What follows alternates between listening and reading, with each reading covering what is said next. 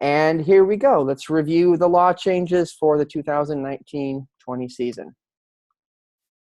A couple of quick things, just some background on how these law changes come about. There's an organization called IFAB. It's the International Football Association. They are a group of, I think it's 4 original member nations from Great Britain. It's the English FA, I believe the Ireland, Scottish, and FIFA. I think there's one other one in there. And the way they work is they all get together twice a year and they vote on various law changes that are submitted and discussed. They meet twice a year. One of the meetings is dedicated specifically to law changes. The way it's set up, I think the 4 member nations each get 1 vote, and FIFA gets 4 votes, and you have to have at least 5 votes to pass something. So FIFA cannot unilaterally change the laws, nor can the 4 member associations. There has to be agreement among all of them. I think it's 6, actually, now that I think about it. But either way, this is an international body that comes together and reviews the laws of the game once a year, votes, and submits changes. So what we're going to review today is not U.S. Soccer's law changes. It's not CNRA's law changes. It's not Matt Buckman's law changes. This is set for international football. IFAB is recognized by FIFA as the official arbiters of the laws of the game, and they pass down these changes once they're approved every year or 2. So what we're going to go through now has been changed in the laws of the game across the country and in the world, and now will be applicable starting for the most part when the fall season starts. A couple of things. As we go through the summer in particular, please always check in with your local rules of competition to find out if they are using the new laws. So technically they became active as of July 1st, but there are a number of competitions that started prior to July 1st that are not using the new laws because their competition started under the old laws. MLS is a good example. The USL is a good example. All of the youth tournaments that started in the 2018-19 season and are ending after July 1st, i.e. the national championships I'm at right now, none of these organizations are adopting the law changes until next season because they don't want to change the laws in the middle of the season. So if you go to a tournament this summer before the fall season starts, please check in with whoever the tournament organizer is and find out if they're using the new laws or the old laws so that you can apply them appropriately. I've heard from both Cal North and NorCal that they will be implementing the law changes once the fall season starts in either late August or early September. So please just over the next couple of months, check in if you go to referee a tournament somewhere and ask specifically, are we using the new law changes? And then lastly, be patient. A couple of the law changes are very minor and inconsequential. A couple of them are quite jarring if you've been refereeing or watching soccer for a long time. And we'll know which ones those are, and I will talk about it when we get there.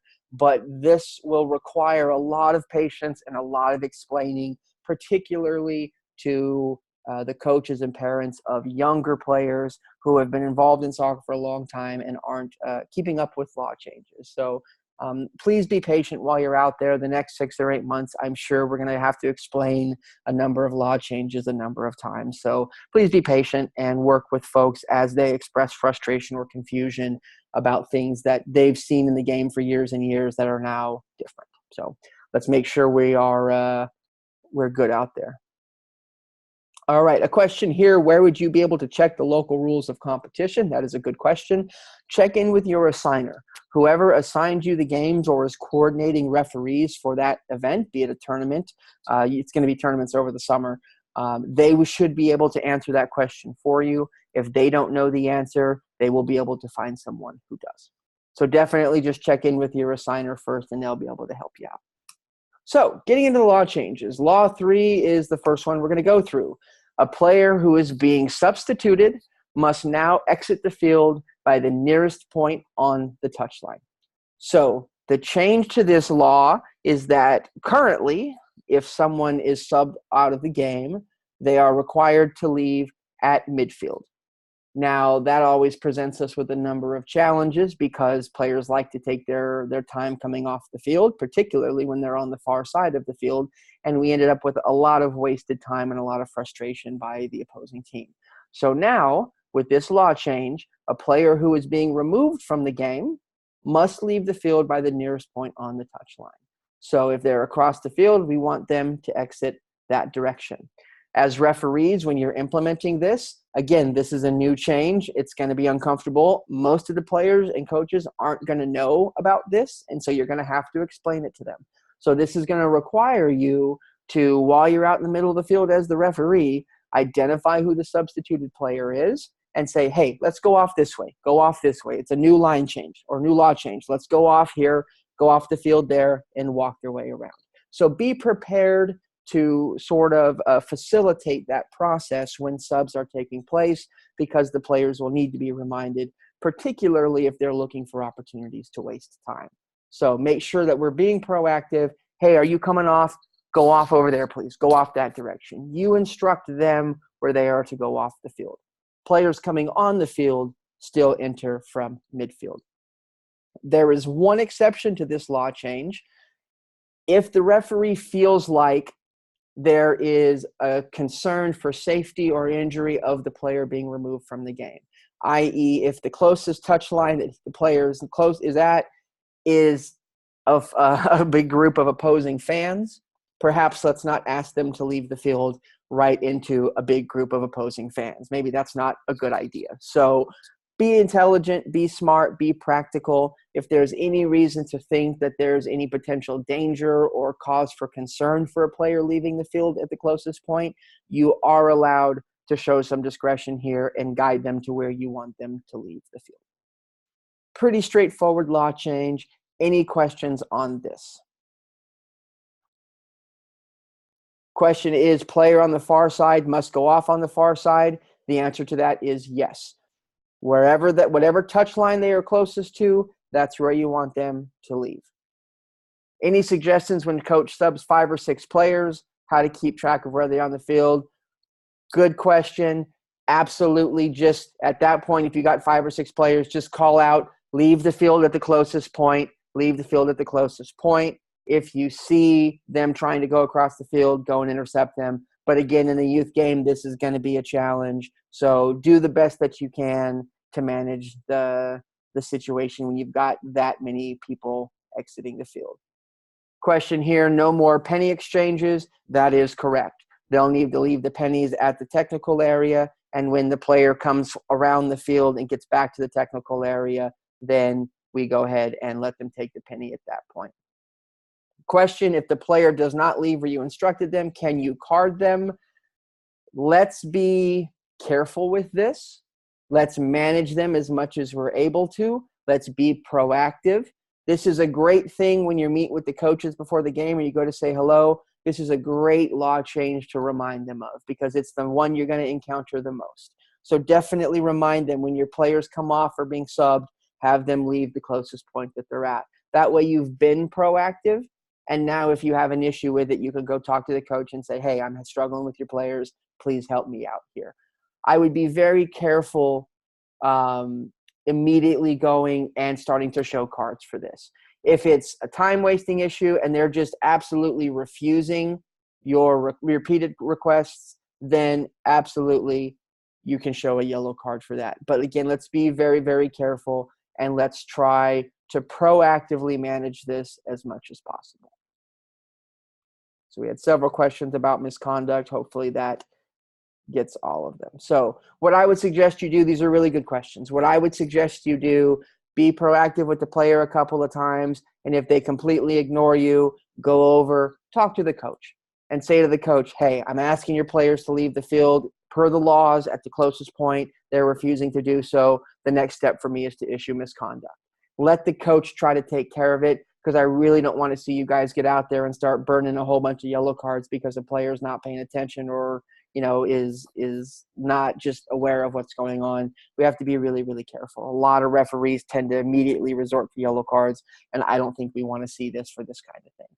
But again, if it is persistent, if they are willfully ignoring you and they are wasting time, then yes, your recourse per the laws of the game is to show a yellow card for time wasting. Any other questions on this law change? Really good questions, guys. Okay, then moving on to the next law change. Law 5, technical area misconduct. So this is under the powers of the referee. A team official guilty of misconduct will now be shown either a yellow card or a red card. So these are team officials, these are coaches, head coaches, assistant coaches, trainers, team managers, anybody who's not a player of record but has the right to be in the technical area. These are team officials. Previous in the laws of the game, you were to warn them and then dismiss them from the game without showing any cards. The ask, tell, remove process was developed because we were not able to show cards to coaches. For the sake of clarity and consistency, FIFA has now changed this, and we are now allowed to show yellow cards and red cards to coaches.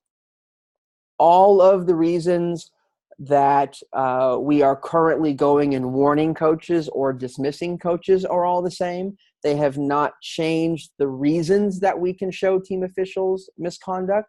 It's simply now, instead of going over and warning them or going over and saying you have been dismissed, now instead we show a yellow card and we show a red card. So nothing changes for the reasons that we punish coaches for irresponsible behavior. Now we just have the same tools for the coaches for communication that we have for the players. If the offender cannot be identified, meaning you don't know who said the awful thing that requires some sort of recourse from you, then the head coach is the person who receives the misconduct. And we want to make sure that it's the head coach that we are identifying and explaining why they are receiving the misconduct. The goal for that, of course, is we don't want coaches passing around the yellow cards and getting 4 or 5 of them each in one game. So if you know who the problem is, take care of the problem with either the yellow card or the red card, whatever is appropriate and accurate. If you don't know who the guilty offender is, don't guess, just identify the head coach. Question here, how about if you cannot identify if the offender is a team official or a substitute? Great question, it's the coach. If you have a problem in the technical area and you don't know how to identify it, it's the coach. Notice it says if the offender cannot be identified. A question here, what if the coach tells you who did it? Don't be a sucker. Because if a coach says, oh no, he did it, then the next time it's going to be a different person. So every time you don't know who it is, it's going to be a different person who doesn't already have the yellow card. So they will take advantage of you if you ask them who did it. We don't want to do that. Nowhere in the laws of the game does it say the coach is allowed to tell you who the guilty party is. If you are not able to personally identify it, the head coach gets the misconduct. Don't allow them to take advantage of you and try to say it was somebody else. The laws of the game are pretty clear on this one. Any other questions on this one? This is a pretty basic one. It's just a communication tool.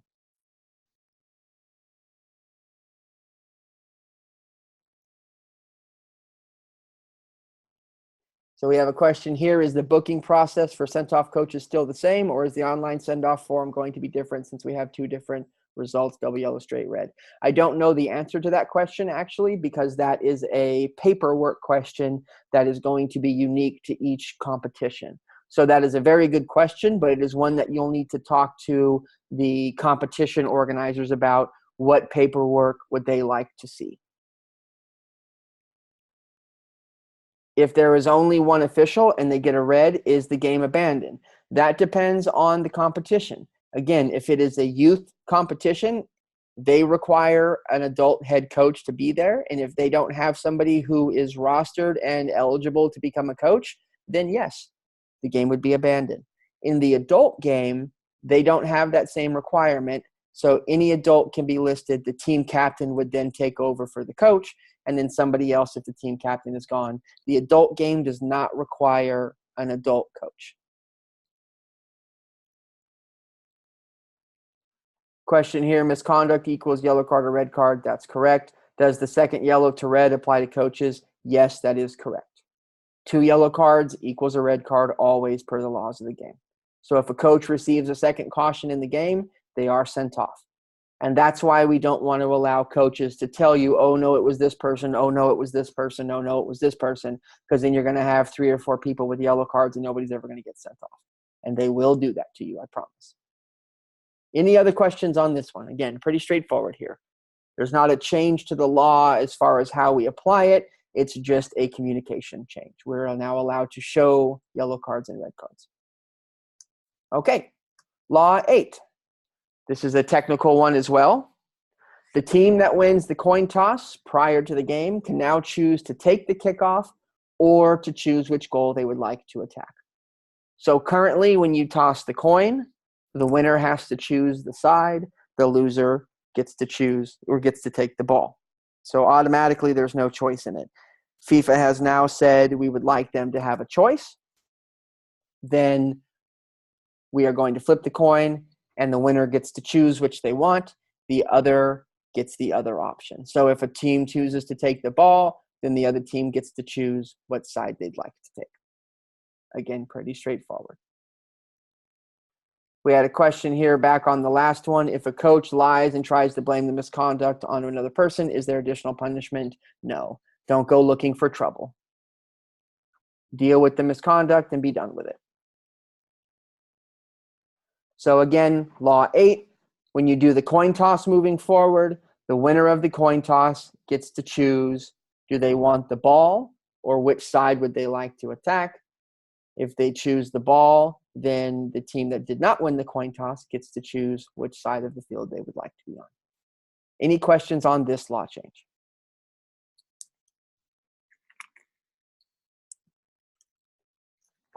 Okay. Dropped balls. This is a fun one. First of all, if play is stopped inside the penalty area for any incident in which a dropped ball is the restart, the ball will be dropped for the goalkeeper. So very straightforward. With all of these drop ball law changes, please do not read into them. Do not extrapolate. Follow the law very, very specifically.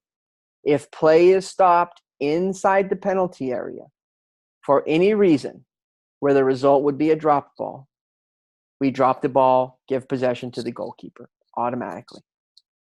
Anytime we stop play when it's inside the penalty area. The most common one you're going to experience with this is potential head injuries.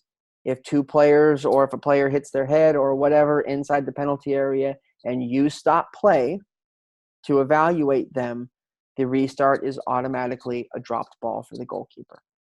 The goal here is broadly to limit contested drop balls. We don't want to see those in the game anymore as much as possible.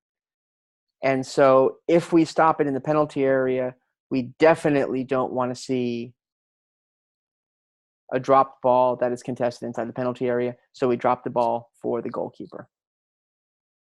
So question here, do we drop to the keeper and they can use their hands? Yes, that is correct. They will pick up the ball. It's just like you're dropping the ball into play.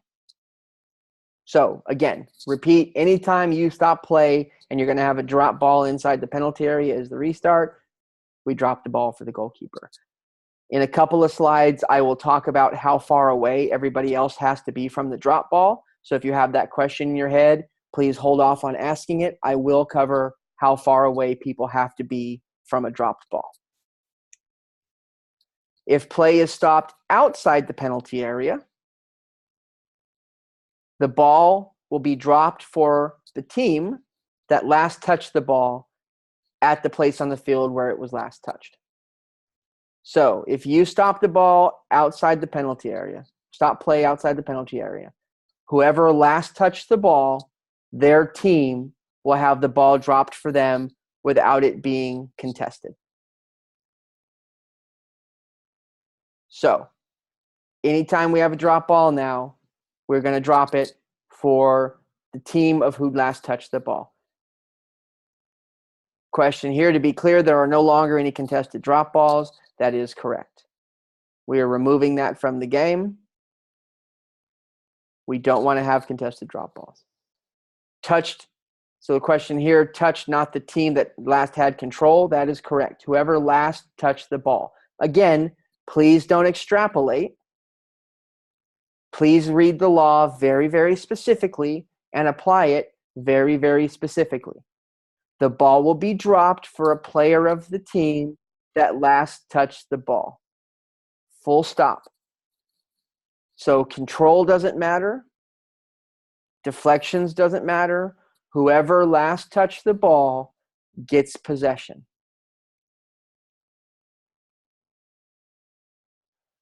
Question here, you drop the ball directly to them or where you have the other team kick it back to them.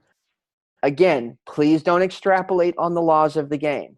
The law says very specifically you're going to drop the ball for a player of the team that last touched it.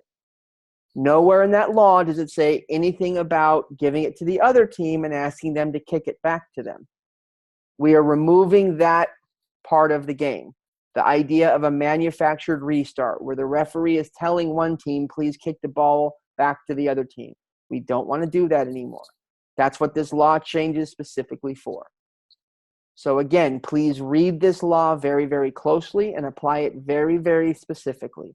Whoever the ball last touched before you stopped play, the restart is a drop ball for that team. And again, I'll get to here in a second how far away everybody else has to be. But you're basically giving them possession wherever the ball was last touched.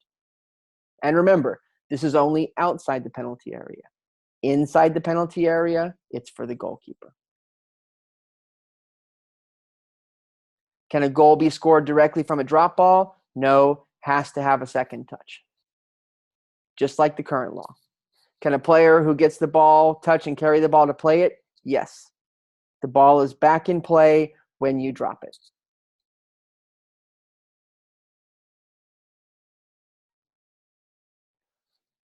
Okay, let me file through these questions really quickly. If the game is stopped for a youth injury, again, anytime you're stopping play where the restart is a dropped ball, this law applies. It doesn't matter the reason. If you stopped play and the restart is a dropped ball, then you're going to drop the ball for the team who last touched it. What if you're not sure who last touched it? It's just like a throw-in. You got to know who last touched the ball. You have to pay attention to this. If you don't know who last touched the ball, how are you going to do anything?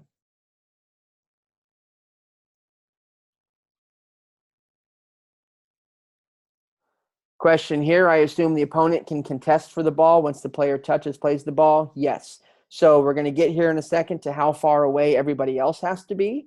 As soon as you drop the ball is now in play. And so they can immediately come and pressure. Does the drop ball still have to hit the ground? Yes. The mechanics of the drop ball do not change. We're just not having contested drop balls. Okay. If the ball touches the referee or another match official and goes into the goal, team possession changes, or a promising attack starts, we're going to stop play and award a drop ball.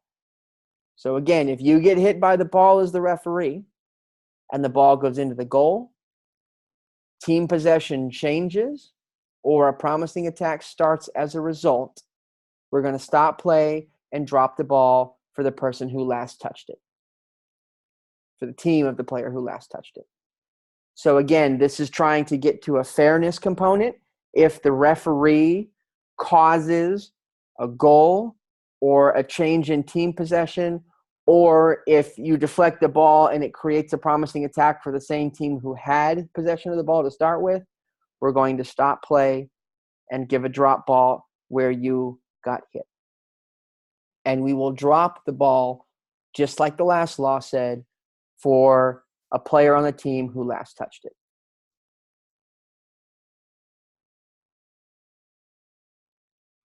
Pretty straightforward here, but it will be hard to remember. In all cases, so hold on, I'm going to stop for a second. Question here, does this include it in the penalty area? Again, very specific with the law changes. Anytime you have a dropped ball in the penalty area for any reason, you are dropping it for the goalkeeper. Anytime you have a drop ball in the penalty area, you will have a drop ball for the goalkeeper.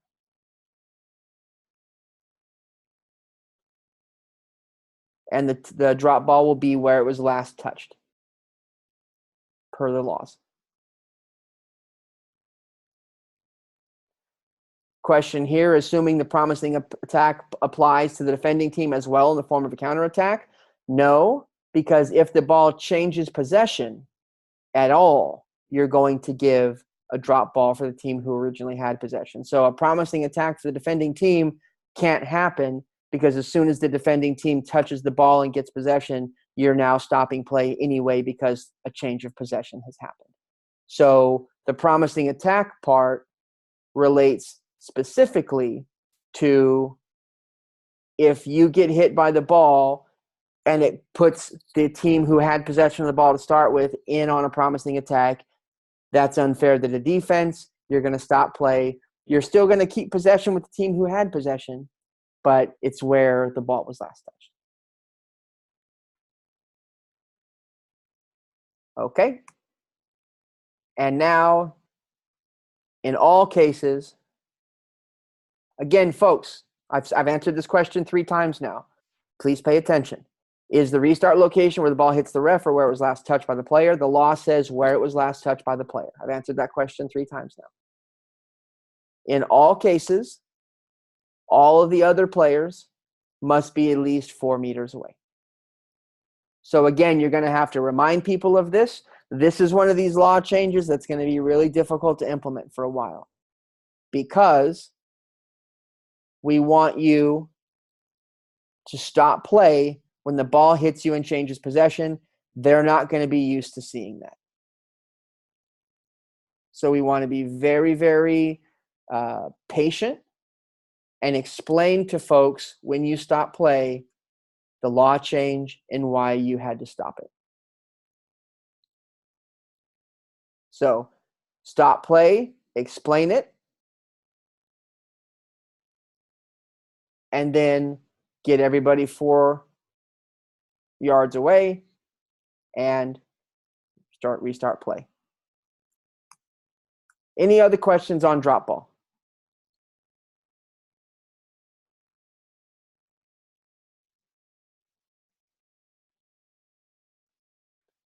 Please do not submit comments through the Q&A.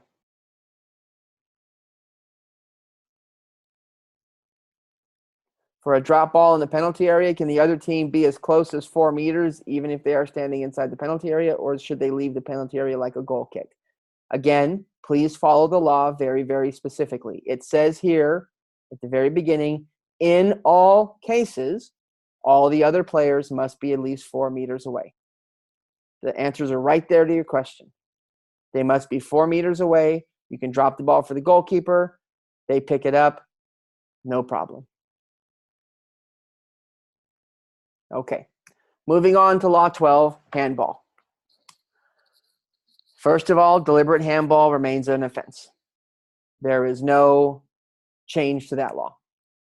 Please review the updated FIFA considerations for handball decision-making.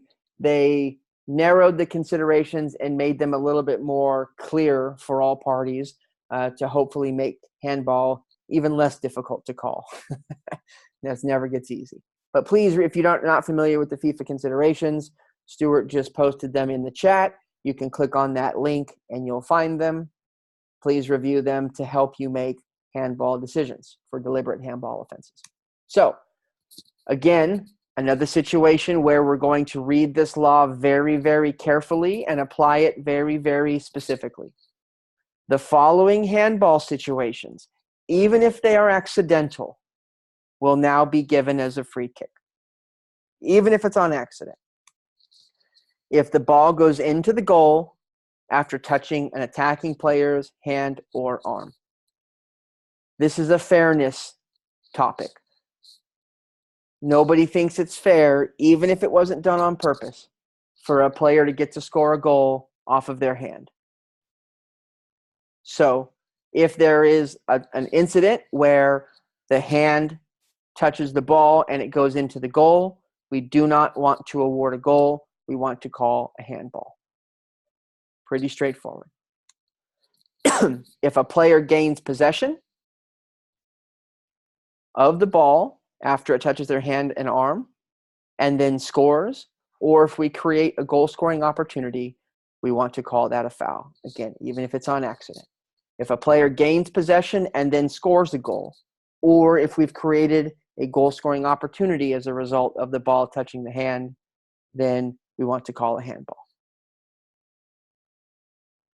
Question here, even if hands are in a natural position, yes, even if it's on accident. Again, very, very specific reading of this. Even if the hands are in a natural position, if it's on accident, none of that matters.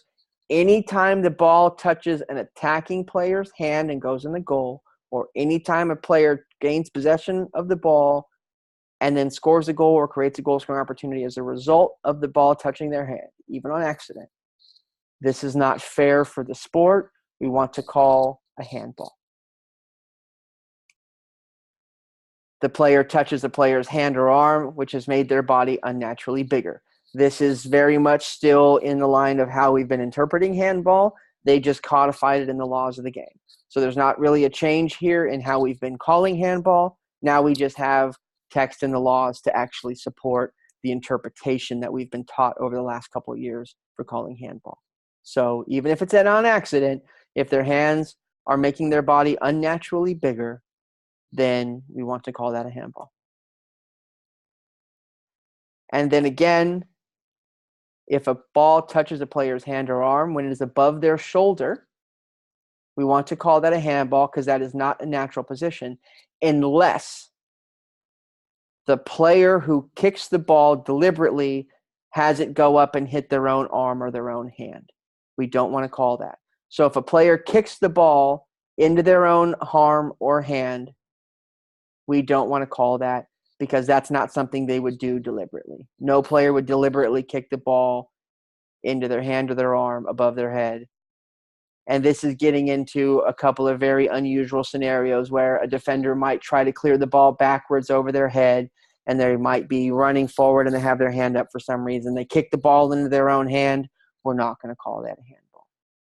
But otherwise, if a player's hand or arm is above their shoulder and it touches their hand, even if it's on accident, we're going to call that a handball. The only exception being if they played the ball into their own hand. So take a picture of that one, take a screenshot, because that one's the tough one to think about and remember.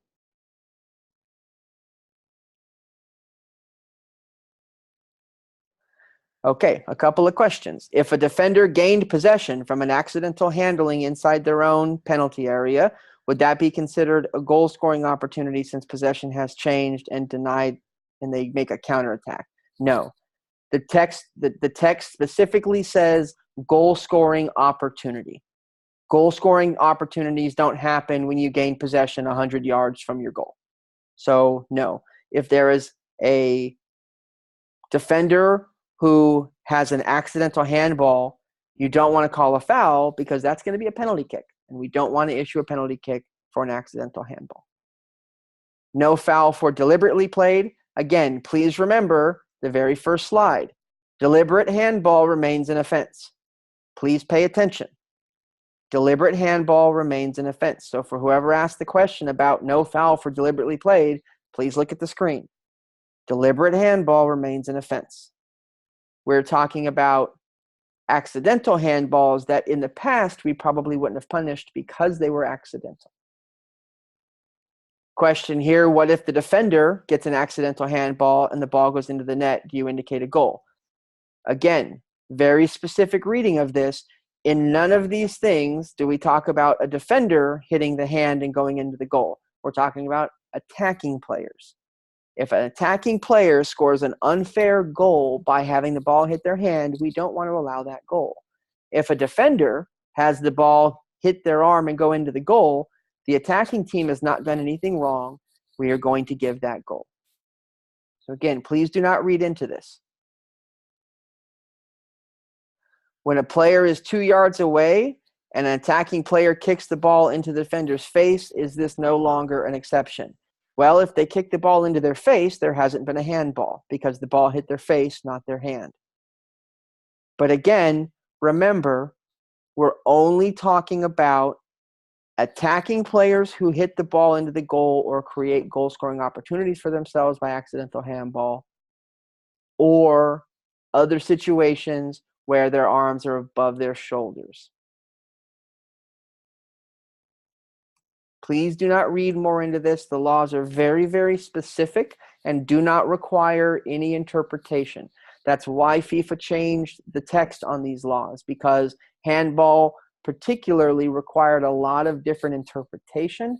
And now they've taken the interpretation we've used over the last few years and they've codified it directly into the laws. So you should be able to read these laws very specifically and apply them very specifically. Don't add extra text. Don't add extra questions about the text. The text is very, very clear. Don't extrapolate. The following will not usually be handball unless it's one of the previous situations. So the things we're going to go over next will not usually be a free kick, meaning we're not going to punish this for handball unless it's one of the previous situations. This is the one that takes the most explaining. If the goalkeeper attempts to clear the ball from a throw-in or a deliberate pass back from a teammate. So again, if a defender passes the ball back to the goalkeeper or throws it into the goalkeeper is not allowed to pick it up. We know that already. That is a handball. We give an indirect free kick for that. However, if a throw-in or deliberate pass back to the goalkeeper takes place and the goalkeeper attempts to clear the ball, but the clearance fails, the goalkeeper can now handle the ball, meaning they can pick the ball up. This is not going to happen to you very often. It's a highly rare situation.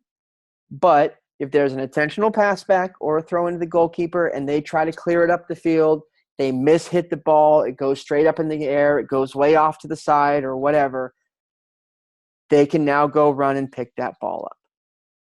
Because they initially played the ball honestly or fairly to try to clear it with their feet. It got mishit. We're not going to punish the goalkeeper. They can now go and pick up that ball. Now, I know everybody's going to ask me, what if the goalkeeper intentionally does that? You're not going to see that. You're not going to see a goalkeeper intentionally try to kick the ball, mishit it, have it go somewhere, the clearance fails, and have them go pick it up. Now, again, if a goalkeeper traps the ball, passes it 3 feet to the side, and then goes and picks it up, obviously that's not an attempted clearance. But if they try to clear the ball, we're looking for those honest attempts to clear the ball. That's why they chose the word clearance. If they try to clear the ball away and they mishit it, or something, swing and they miss, or they deflect the ball or something like that, they have to touch it. If they just mishit the ball, you're allowed to pick the ball up. Any questions on that one? I'm going to stop there. Any questions on that one? Okay. Okay, guys, we have to be a little practical about our questions here. The question here, even if a goalkeeper is outside the penalty area. Okay, goalkeepers aren't allowed to handle, nobody's allowed to handle the ball outside the penalty area. Obviously, the goalkeeper must be inside the penalty area. Let's be reasonable and think about our questions here.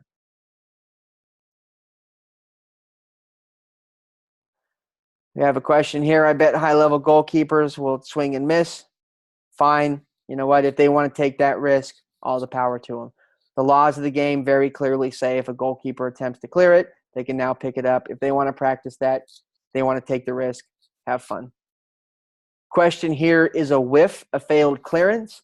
No, they need to make contact with the ball. So if they swing and miss completely, they don't touch the ball at all, the original pass back is still the last play on the ball. They're not allowed to pick that up.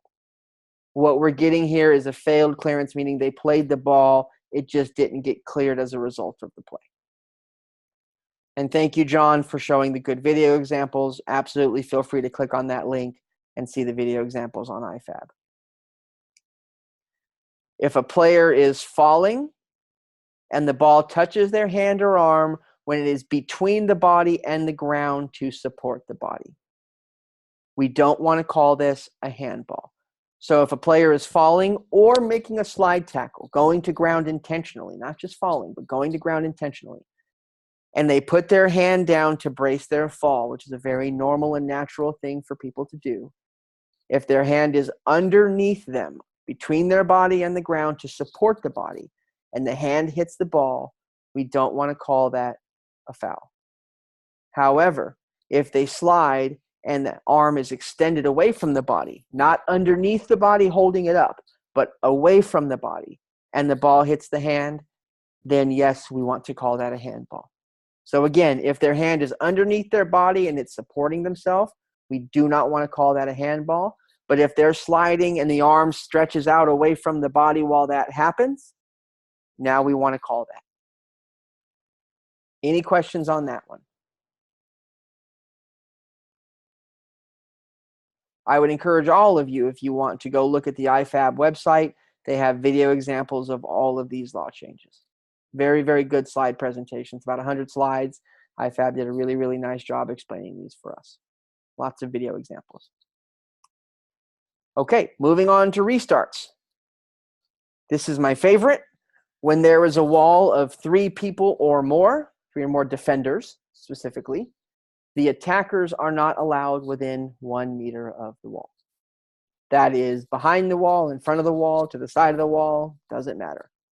If there is a wall of 3 defenders or more, the attackers are not allowed within 1 yard of that wall. So, very easy. When you see a wall with 3 people in it, tell the attackers they have to leave 1 yard. Very, very straightforward. An attacker less than 1 yard from the wall when the kick is taken will be penalized with an indirect free kick going the other direction. So if right before the kick is taken or as they take the kick, an attacker infringes on that 1 yard from the wall, we want to blow the whistle and award an indirect free kick going the other direction.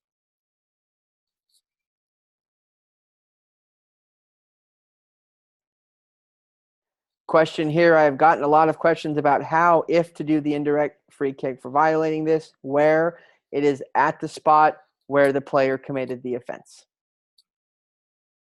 The attacker committed the offense, that is where you give the free kick from. If there is a wall of 2 people or less, none of this applies. This is only for when we have walls of 3 people or more. More often than not, you're going to see this on ceremonial free kicks in and around the penalty area. And the goal of this law change is to address all the pushing and shoving and general shenanigans that happen when the attackers and defenders are both trying to be in the wall. This is going to help us with that quite a bit. I love this law change. Any questions on this? Again, pretty straightforward.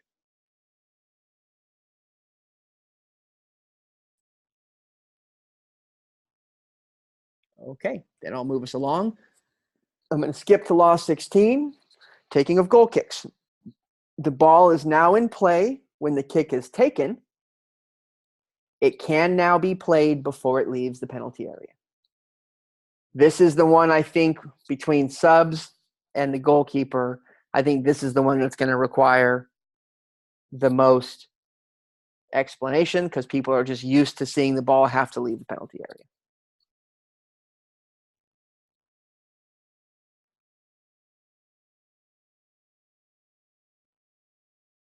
Hold on, I'm reading a lengthy question here.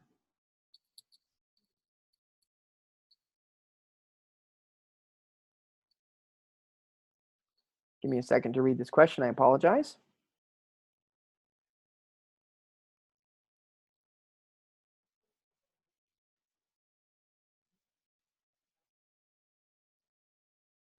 So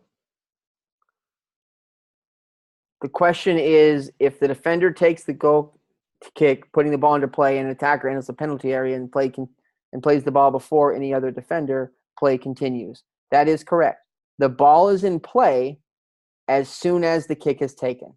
So what we require, I'm going to go ahead and put the rest of this up. Opposing players are required to clear out of the penalty area.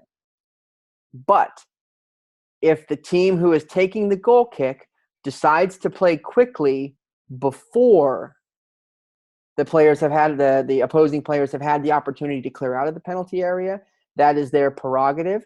They are able to do that, but they take the risk that the ball will be played by the opposing team, which it can be. So if the team taking the goal kick wants to wait for everybody to clear outside the penalty area, they can do that.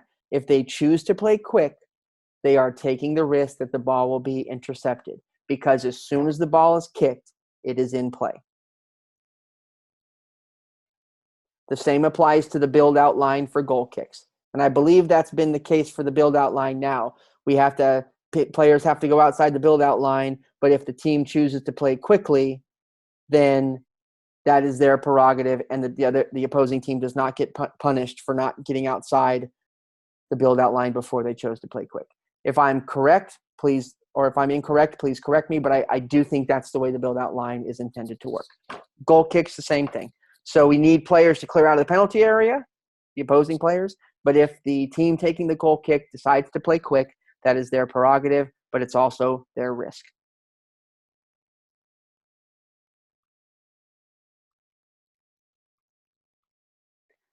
Goal kick, opponents must still be outside the penalty area. Again, that is covered. Opposing players must clear out. What about attackers inside the penalty area? Are they eligible to play the ball before it leaves? Yes. The ball no longer has to leave the penalty area before it can be played. Once the kick is taken, the ball is in play. Anybody can play it. The ball is in play as soon as it is kicked. It does not have to leave the penalty area. Is the attacking player allowed to challenge the defender? Yes, because the ball is in play as soon as the ball is kicked. So as soon as that ball is kicked, it's a live game. Anybody can go anywhere. They can play any ball. As soon as it's put into play, it is now live. And again, the opponents have to leave the penalty area, but if the team with the goal kick decides to play quickly, that is their prerogative, but also their risk. And the ball is in play if they don't wait. That's their concern. Same thing for restarts. When the defending team takes a free kick from inside their own penalty area, all of the same considerations for goal kicks apply to defensive free kicks from inside the penalty area. The ball is live as soon as it is kicked and moved, or played and moved, and anybody and everybody can go after it as soon as it is played once. It does not have to be touched a second time. It does not have to leave the penalty area. As soon as it is played and clearly moved, it is live. Same considerations for opponents leaving the penalty area. Opponents must leave the penalty area. But if the team with possession of the ball decides to play quick, that is their prerogative, but also their risk. Any questions on this? Similar to free kicks, attackers are allowed 10 yards but can play quickly if they choose. Exactly right. If attacker goes into the penalty area before the ball is kicked, what is the penalty area? Or excuse me, what is the penalty? There is no penalty because the ball has not yet been put into play. So just like with goal kicks, we blow the whistle, tweet, tweet, tweet, get out of there. You have to get out. So it's not a proper restart if the attacking team has left the penalty area but then gone in before it is kicked. Any other question?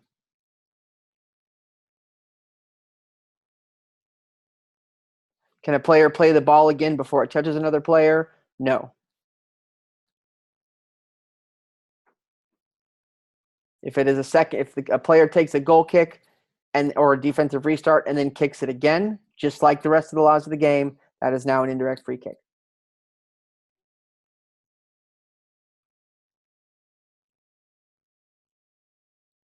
If the goalie or defender played it before the opposing team leave the box, can the opposing team deflect it or steal it? We've covered that lots of times. The answer is yes. As soon as the ball is played, the ball is live.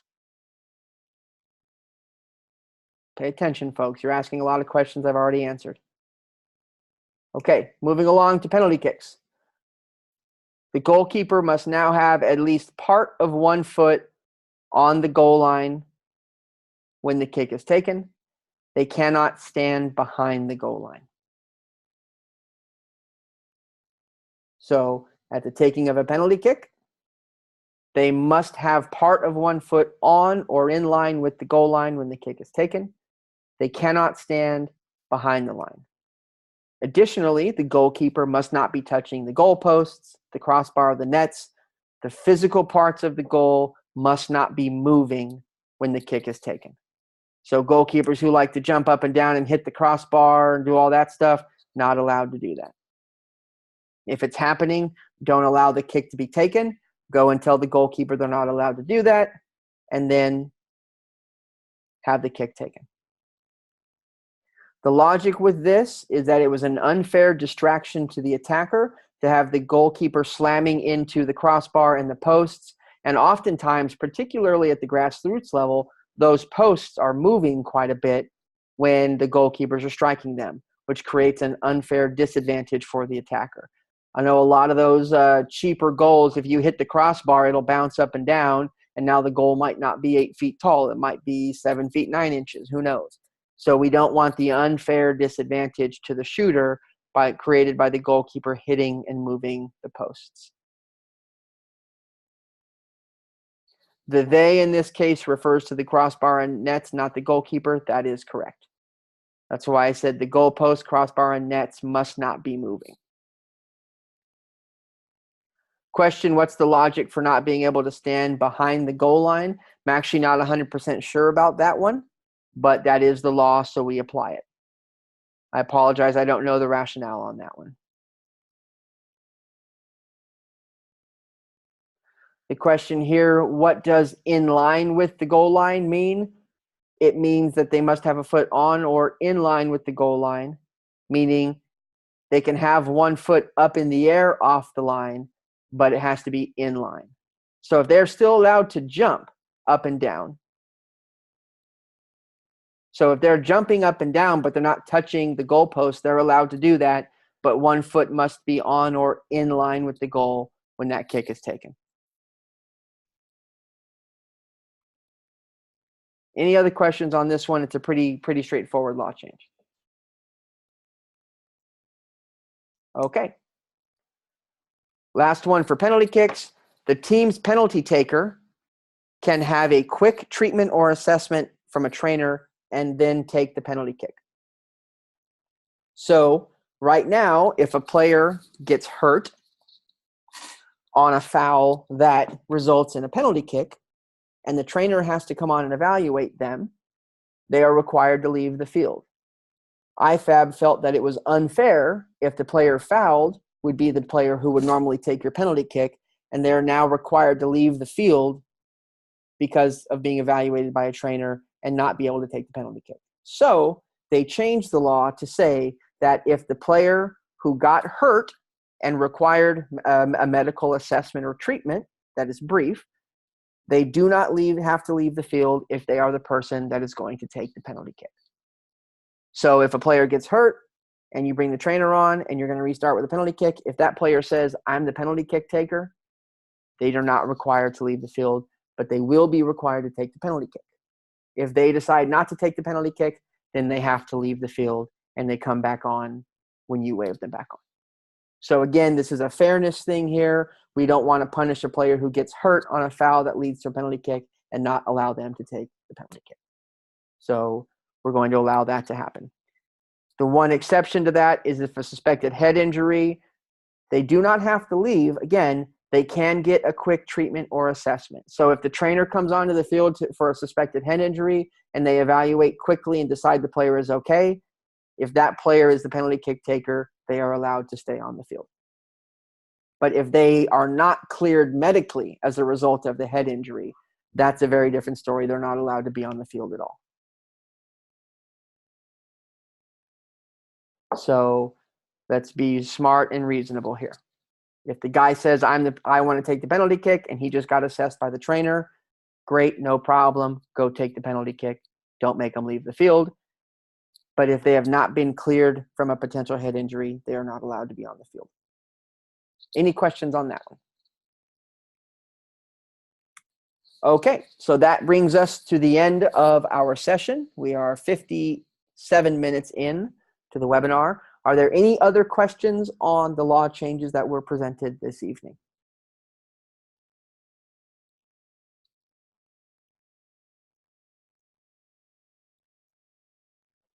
Okay. Then one final reminder, please, please, please, please be patient with people. Please be patient for people. They're going to take some time to remember this and figure it out.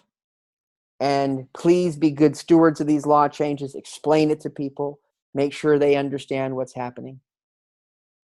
And then lastly, remember, please check with the rules of competition at whatever event you're at. Please check with the local rules of competition before you implement the new laws. Lastly, can we get a copy of this presentation? Yes, I will put this, I won't personally, but I will have this put on the CNRA website so you can see the slide deck from this. But all the text here is in the laws of the game, so I would encourage you. You can download the IFAB app onto your phone. You can print something from the website. There's lots of different ways to access the IFAB laws of the game. Please go and download those and read them on your own. Don't just rely on Matt said this. Okay? I've gotten a couple questions here a couple of times. How do you get credit for attending this webinar? I don't know if CNRA doesn't need anybody to have credit for this. So if there's a local association that is requiring you to have credit for something, please send me an email. Let me know so that we can verify that you were on it if for some reason that's a thing. Okay. This is being recorded, so we will have this put on YouTube as soon as we are able. Thanks, everybody, for joining. Have a good night.